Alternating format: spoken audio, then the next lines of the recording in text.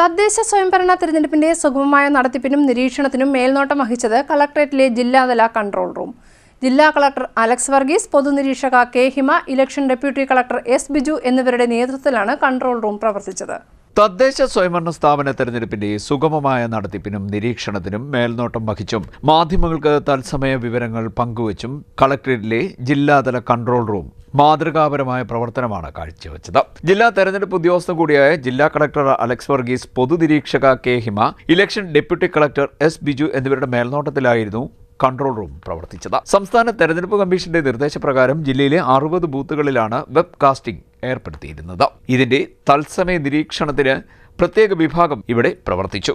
ഓരോ മണിക്കൂർ ഇടവിട്ട് ബൂത്തുകളിൽ നിന്നുള്ള പോളിംഗ് വിവരങ്ങൾ പോൾ മാനേജർ ആപ്പിലൂടെ പ്രിസൈഡിംഗ് ഓഫീസർ അപ്ഡേറ്റ് ചെയ്തിരുന്നു. ഇതിന്റെ നിയന്ത്രണവും കൺട്രോൾ റൂമിൽ നിന്നാണ്. കൂടാതെ ബൂത്തുകളുടെ പ്രവർത്തനങ്ങൾ, സാങ്കേതിക പ്രശ്നങ്ങൾ എന്നിവയെല്ലാം ക്യാമറയിലൂടെ നിരീക്ഷിച്ച് ആവശ്യമായ നടപടികൾ സ്വീകരിച്ചതും കൺട്രോൾ റൂമാണ്. 50ഓളം ഉദ്യോഗസ്ഥരെയാണ് ഇതിനായി നിയോഗിച്ചിരുന്നത്.